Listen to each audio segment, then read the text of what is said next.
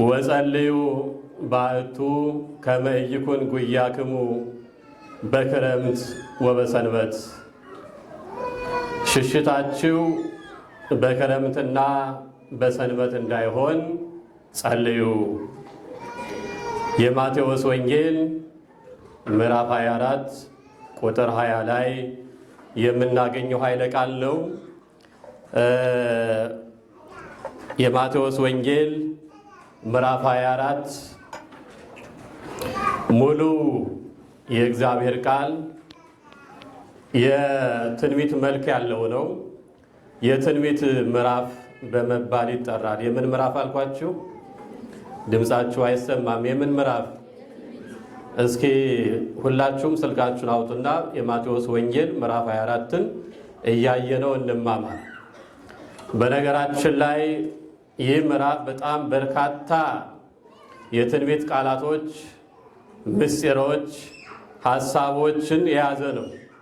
ሁሉንም ጠቅለን በዚህ ሰዓት ለመማር እጅግ በጣም አስቸጋሪ ነው። ሙሉ ምዕራፉን እንመልከተው ካልን 51 ቁጥር ያለው ስለሆነ እዝቹ እንወላለን እንጂ ምንጨርሰው አይመስለኝም።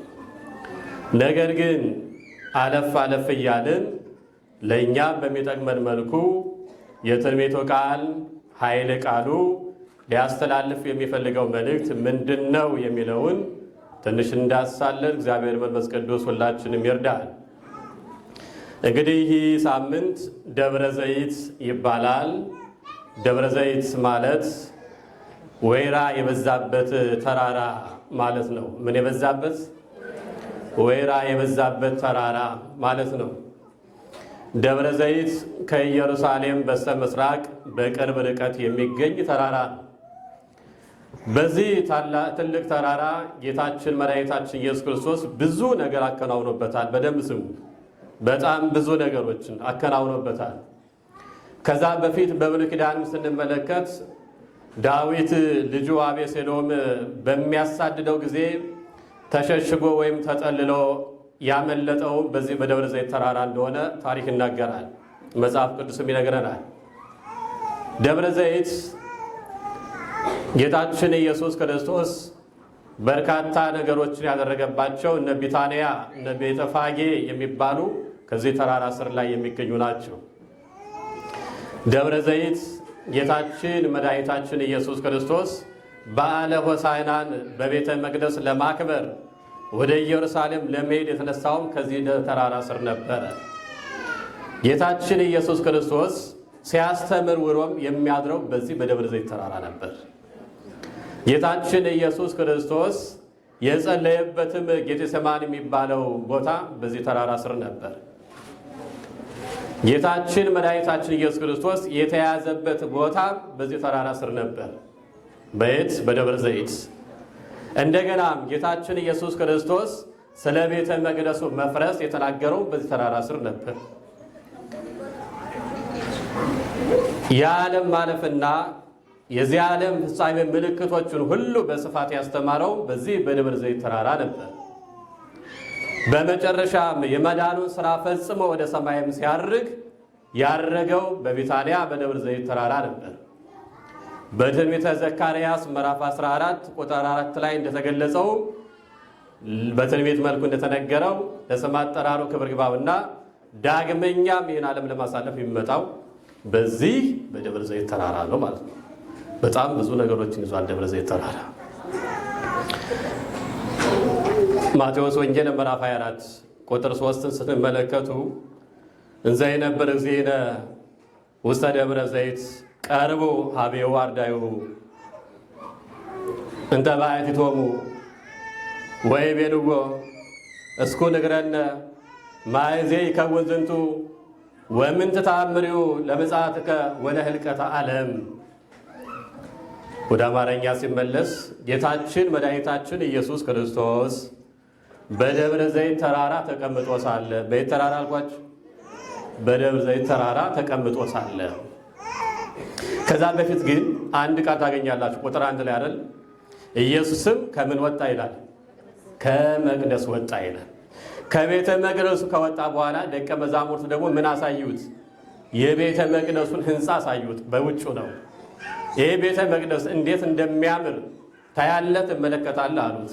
ክርስቶስ ግን እንዲህ አላቸው፣ እውነት እላችኋለሁ ድንጋይ በድንጋይ ላይ ሳይፈርስ አይቀርም። ለምን ይህን አለን? በትምህርታችን መካከል እንመለከተዋለን።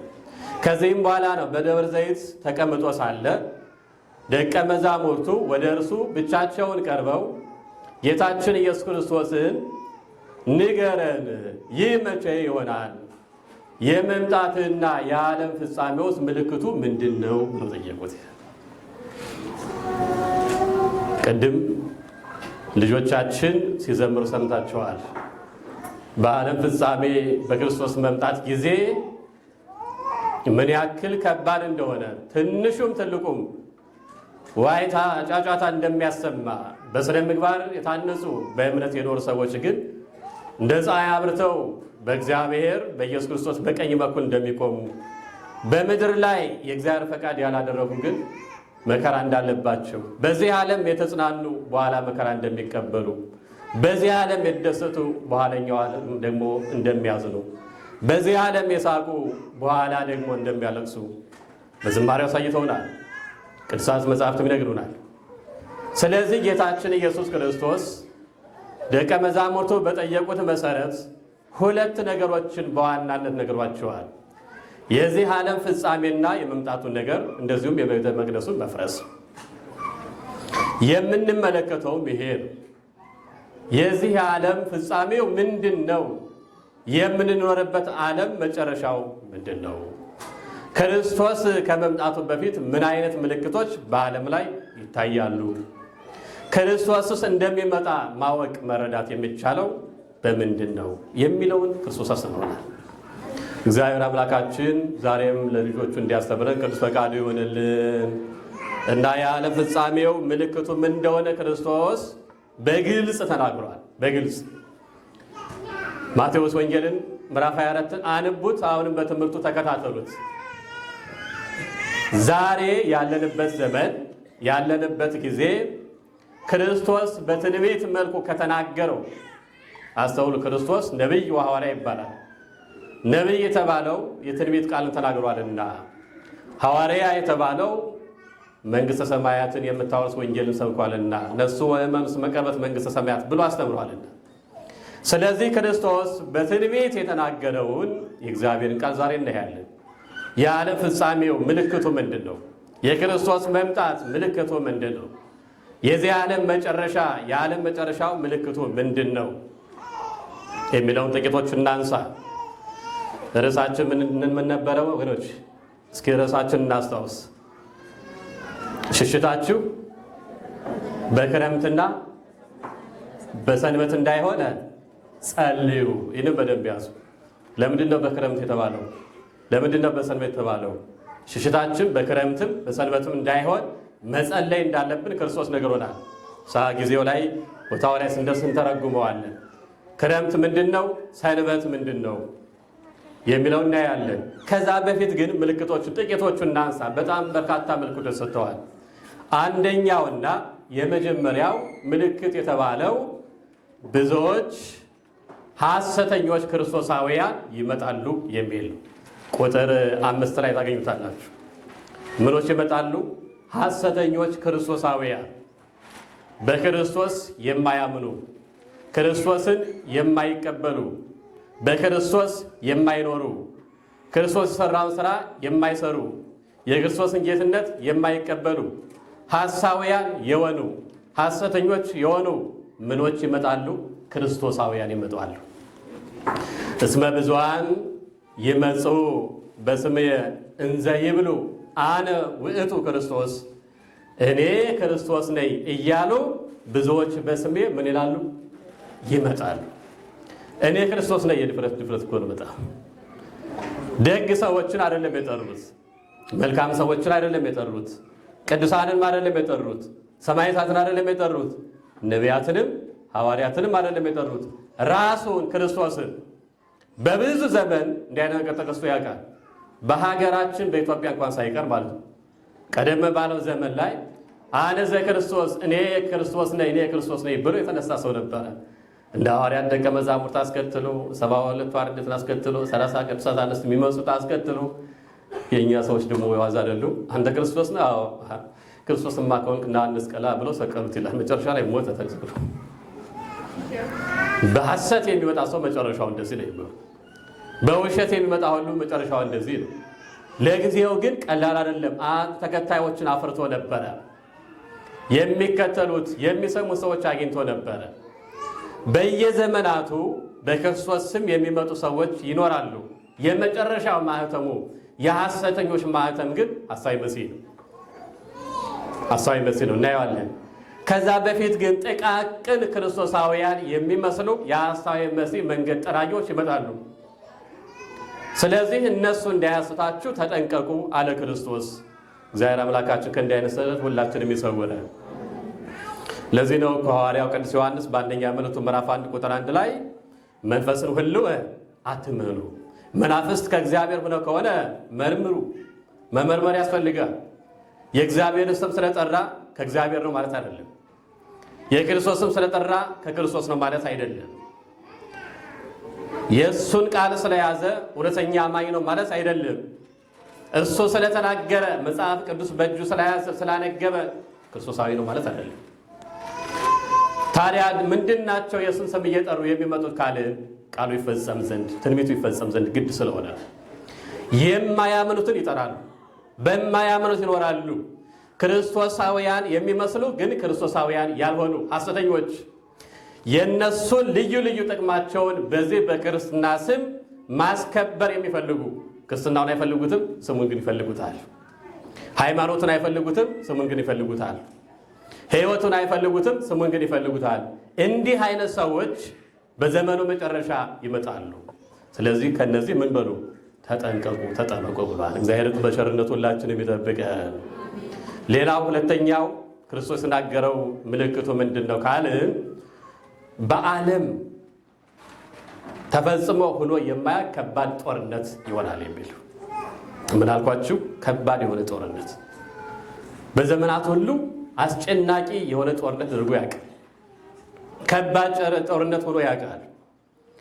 ነገር ግን ከዚህ የሚለይ ጦርነት እንደሆነ ራሱ ክርስቶስ ሲናገር ጦርን የጦርንም ወሬ ትሰማላችሁ፣ መንግስት በመንግስት ላይ ህዝብም በህዝብ ላይ ይነሳል፣ በዛን ጊዜም ረሃብ ይሆናል፣ ቸነፈር ይኖራል። እነዚህ ሁሉ ነገሮች ይሆናሉ ይላል ጌታችን ኢየሱስ ክርስቶስ። ከባድ የሆነ ቁጥር 6 ላይ ታገኙታላችሁ። ከባድ የሆነ ቅድም እንደነገርኳችሁ ብዙ ጦርነት ይነሳል። የመጨረሻው ዘመን ጦርነቱ ግን ከባድ የሚያደርገው ምንድነው ካላችሁ አውዳሚ ስለሆነ፣ በጣም አውዳሚ ስለሆነ፣ አውዳሚነቱ ብቻ አይደለም ከባድ የሚያደርገው ጦርን ብቻ ሳይሆን የጦርነትን ወሬ የምንሰማበት ጊዜ ስለሆነ፣ ያ ማለት አስቀድሞ ሰው በስነ ልቡና ጦርነት ውስጥ ይወድቃል ማለት ነው። ዛሬ የምናየው እሱን አይደል?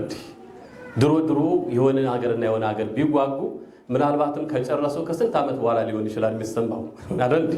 አሁንስ በሰከንዶች ፍርፍራፊ አንድ ቦታ ላይ ኮሽ ካለ ዓለም የዛሬ ሳምንት የዛሬ 2 ሳምንት አስታውሰው የለ እኛ እዚሁ ሀገር ሰላም ነው ብለን እያስቀደስን እየተማረን ለካ ውጩ እንዳልሆነ ሆኗል። የነገሩን ሌላ ሀገር ውስጥ ያሉ ሰዎች ናቸው። ስለዚህ ጦርነቱን አስከፊ የሚያደርገው ነገር ምንድን ነው ካላችሁ ሁለት ነገር፣ አንደኛ በጣም አውዳሚ መሆኑ፣ በሁለተኛ ደረጃ ደግሞ የጦር ወሬ ያለው መሆኑ። አሁን ጦርነቱ በሚዲያ ጭምር ነው አይደለም? በሚዲያ ጭምር ነው የሚከናወን። ስለዚህ እንደዚህ አይነት ነገሮች ይመጣሉ። የሚያስጨንቅ ጊዜ ይሆናል። ተኩሱን ባሰማው ወሬውን ትሰማዋለህ፣ ድምፁን ባሰማው ወሬውን ትሰማዋለህ። ስለዚህ ረፍታን ሰነታጣለ ማለት ነው። እግዚአብሔር አምላካችን ከእንደዚህ አይነት ክፉ ወሬ ሁላችንም ይጠብቀን። በዚህም የተነሳ ከባድ ረሃብ ይነሳል። ምን ረሃብ አልኳት? ምን አይነት ረሃብ? ከባድ የሆነ ረሃብ፣ አስጨናቂ የሆነ ረሃብ፣ ሰው ሊቋቋመው የማይችል ረሃብ ይሆናል። ያ ማለት ከዚህ በፊት ረሃብ ሆኖ አያውቅም ማለት አይደለም። በጣም ከባባድ ረሃቦች አልፈዋል። አንዱ በመጽሐፍ ቅዱስ ከተመዘገበልን የረሃብ ዘመን እና ጊዜ የሰማርያው ረሃብ ነው። የማን ረሃብ አልኳችሁ? የሰማርያ። ሁለተኛ ነገሥት ምዕራፍ 6 ቁጥር 25 ታገኙታላችሁ። የሰማርያ ረሃብ በጣም ከባድ ረሃብ ነበረ። አስጨናቂ ረሃብ ነበረ። የሚላስ የሚቀመስ ከመጥፋቱ የተነሳ የአንድ የአህያ ራስ 50 ብር ተሽጧል። ሰው የሚበላው ሰው የሚቀምሰው በማጣቱ የተነሳ የርግብ ኩስ በ5 ብር ተሽጧል ይላል። ይሄ ብቻ ነው እንደሚገርማችሁ። እናት የምትበላው ስላጣች ልጇን ቀቅላ በልታለች ይላል። ገርም ነው። ቅድም በሰጠዋችሁ ጥቅስ ላይ ታገኙታላችሁ። ሁለተኛ ነገሥት ምዕራፍ 6 ቁጥር 25 አንብቡት። እንዲህ አይነት ከባድ እናት እንኳን ለልጇ እንዳትራራ የሚያደርግ ረሃብ፣ የምንጸየፈውን አህያን እንኳን በ50 ብር ገዝተህ ትበላለህ። ያውም ጭንቅላቱን ብቻ እኮ ጭንቅላት ላይ አሁን ራስ ላይ ምን ስጋ አለ? እንዲሸተን እንኳን የማንፈልገውን ነገር የርግብ ኩስ 5 ብር ተሸጠ። እግዚአብሔር ከዚህ ሰውረ እና ከዚህ የባሰ ረሃብ ይነሳል ወይ ካላችሁኝ፣ ቃሉ እንደሚለው ከሆነ ከዚህ የባሰ ከዚህ የከበደ ከዚህ የበለጠ ረሃብ ይሆናል በዘመኑ መጨረሻ። ለምን? ምድሪቱ በግብ ስለተሞላች፣ በጨካኞች ስለተሞላች፣ በክፉዎች ስለተሞላች፣ በኃጢአት ስለተሞላች ፍሬ አትሰጥም። እግዚአብሔርም ዝናብ ለዘር ጠል ለመከር መስጠቱን ያቆማል።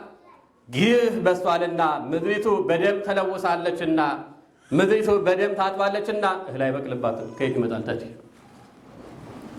እንዲህ አይነት የጦርነት የግጭት የመተላለቅ የረሃብ የቸነፈር ዘመን ይመጣል አለ ክርስቶስ። እግዚአብሔር ከዚህ ዘመን አያድርስን። በእውነት በደህናው ዘመን ይጠቅልለን ይሰብስበን። ይሄ ሁለተኛው። ሶስተኛው ክርስቶስ አምላካችን የተናገረው ክርስቲያኖች በዓለም የተጠሉ ይሆናሉ የሚል ነው። በዓለም ምን ይሆናሉ? የተጠሉ። ቁጥር 9 ላይ ክርስቲያኖች በዓለም ምን ይሆናሉ? የተጠሉ ይሆናሉ። ዓለም ይጠላቸዋል። ክርስቶሳውያን ስለሆኑ፣ ኦርቶዶክሳውያን ስለሆኑ፣ አንገታቸው ላይ መስቀል ስለታሰረ ወይም ስለተገኘ፣ ስመ እግዚአብሔር ስለጠሩ፣ ሀብተ ወልድና ስመ ክርስትና ስላገኙ፣ እውነተኛ አምልኮት ስላላቸው፣ ከእግዚአብሔር ጋር የሚያገናኝ ሃይማኖት፣ የሚያጽናና ሃይማኖት፣ የሚያስታርቅ ሃይማኖት፣ ስለ ሰላም የሚሰብክ ሃይማኖት ስላለ ክርስቲያኖች ዓለም ይገፋቸዋል። ለዛ እኮ ነው ክርስትናና ክርስቲያኖች የሚገፉት። በየትኛውም ቦታ እንዲኖሩ ያልተፈቀደላቸው በራሳቸው ሀገር እንኳን ሳይቀር ሁለተኛና ሶስተኛ ዜጋ ሆነው እንዲኖሩ የተፈረደባቸው ዘመኑ ስለደረሰ ይመስለኛል። ፍጻሜው እየደረሰ ይመስለኛል። ይሆን ዘንድ ግድ ስለሆነ ነው ብዙ ነገሮችን የምናየው። በየትኛውም ቦታ ክርስቲያኖች ሲሰደዱ ሲጠቁ የምንመለከታቸው ከዚህ የተነሳ ነው። ራሱ ባለቤቱ እንዲህ ብሏል፣ በስሜ ስላመናችሁ በሰዎች ዘንድ ወትከውኑ ጽሏነ በአመ ኩሉ ሰብ፣ በአሕዛብ ሁሉ ፊት የተጠላችሁ ትሆናላችሁ። በስሜ ስላመናችሁ፣ የእግዚአብሔር ልጆች ስለተባላችሁ፣ በክርስቶስ ክርስቲያን ስለሰኛችሁ በዓለም ምን ትላላችሁ? ከቃሉ ጋር ናችሁ። በዓለም ምን ትላላችሁ? ትጠላላችሁ። ራሱ ባለቤቱ ነው የተናገረው። ሲጀመር ክርስቶስን ያልተቀበለ ዓለም እንዴት እኛ ሊቀበለን ይችላል? ባለቤቱን ያልተቀበለ ዓለም እንዴት ተከታዮቹን ደቀ መዛሙርት ሊከተል ይችላል? እኛ ሲጀመር የዚህ ዓለም ሰዎች አይደለን፣ ከዚህ ዓለምም አይደለንም። ሀገራችን በሰማይ ነው።